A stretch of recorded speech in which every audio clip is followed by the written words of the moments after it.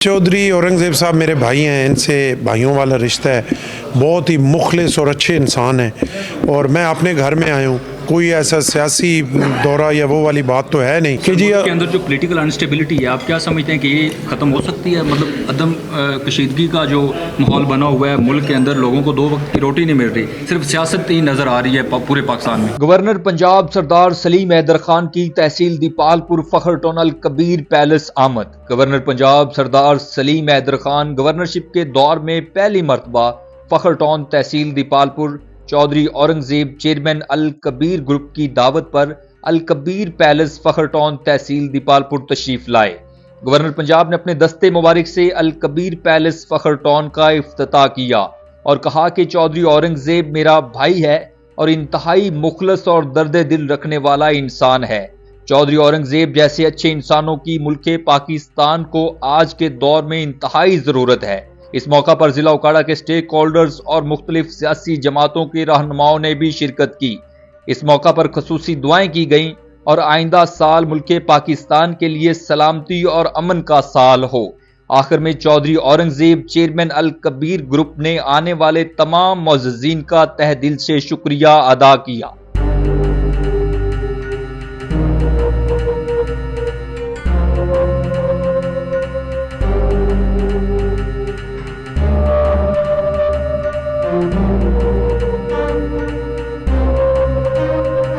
बिस्मिल्लाहिर्रहमानिर्रहीम। देखें, मुज़ाकरात अच्छी चीज़ हैं और मुल्क की ज़रूरत भी है। तमाम पॉलिटिकल पार्टीज़ को आपस में बातचीत करनी चाहिए, बल्कि तमाम जो स्टेक होल्डर हैं उन सब को आपस में बातचीत करनी चाहिए, क्योंकि ये चीज़ मुल्क जो है इस चीज़ का मुतहम्मिल नहीं हो सकता कि हम अपनी छोटी छोटी बातों पे जो है वो मुल्क का नुकसान करें।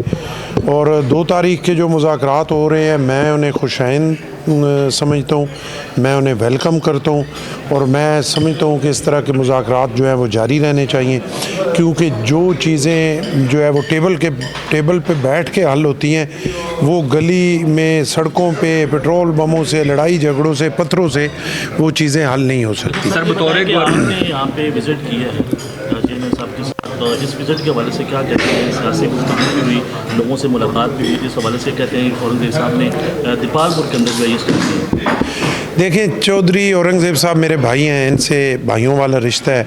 बहुत ही मुखलिस और अच्छे इंसान हैं और मैं अपने घर में आया हूँ। कोई ऐसा सियासी दौरा या वो वाली बात तो है नहीं और मेरा अपना घर है और इसमें मैं आता रहूँगा, क्योंकि अच्छे इंसान जो है ना, अच्छे भाई, अच्छे दोस्त, ये अल्लाह का इनाम होता है। पेशन गोइयाँ हो रही हैं कि आप चौधरी औरंगजेब साहब के पास तशरीफ लेके आए हैं, चौधरी साहब ने पीपल्स पार्टी में ज्वाइनिंग कर ली, या क्या मतलब? देखिए, मैं जो पीपल्स पार्टी में हूँ तो चौधरी साहब पीपल्स पार्टी में ही हैं। जब मैंने आपको पहले कहा कि मेरे भाई हैं तो भाई मेरे साथ हैं इंशाअल्लाह अल्लाह के हुक्म से। कुरम में हालात इंतहाई नागुफ्ताबे हैं, पूरे पाकिस्तान में एहतजाज हो रहा है।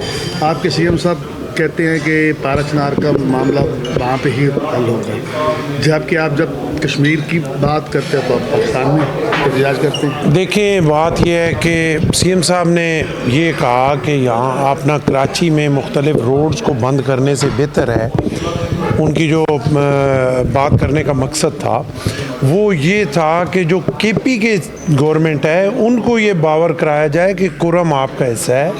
अरसा से वहाँ पे जो है वो सैकड़ों की तादाद में बेगुनाह मुसलमान, कलमा गो मुसलमान, एक साइड से हो, दूसरी साइड से हो, तीसरी साइड से हो, सारे ला इलाहा इल्लल्लाह मोहम्मद रसूलुल्लाह पढ़ने वाले हैं, वो शहीद हो रहे हैं।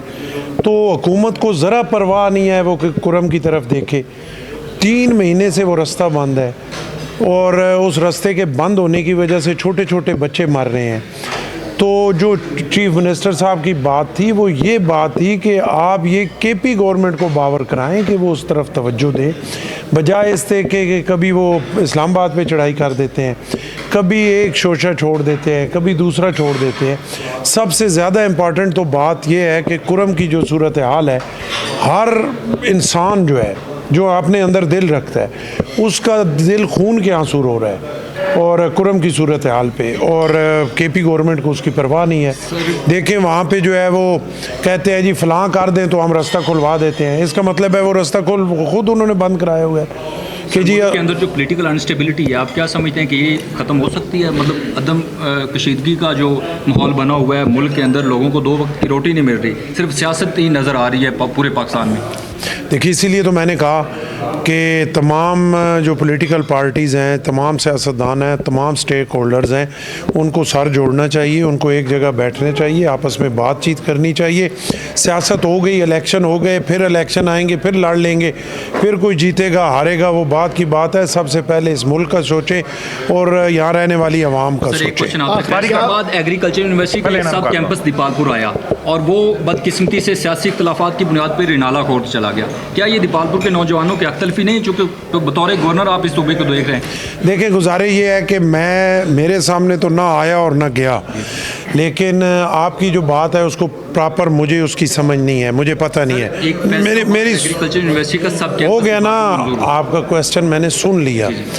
देखें, ये आपकी बात है ना, दीपालपुर के लिए मंजूर हुआ, यहाँ नहीं बना और रेनाला खुर्द बन गया। जी, नाम भी दीपालपुर कैंपस ही है, आज भी रिनाला कोर्ट है फिजिकली। वो उकाड़ा, रिनाला और दीपालपुर के संगम पर वाक़ है।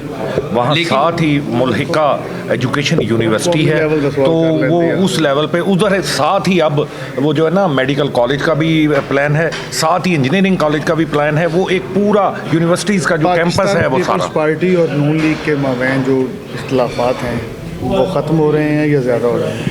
देखिए, पाकिस्तान पीपल्स पार्टी और नून लीग के दरमियान जो छोटे छोटे इख्तलाफात हैं, हम कोलेशन गवर्नमेंट है, मिल के हमने गवर्नमेंट बनाई। पूरी पीपल्स पार्टी की कोशिश है कि ये कोलेशन गवर्नमेंट चले, लेकिन बहुत दफ़ा मैंने कहा कि एक हाथ से ताली बज नहीं सकती, दोनों हाथों से बजानी पड़ेगी।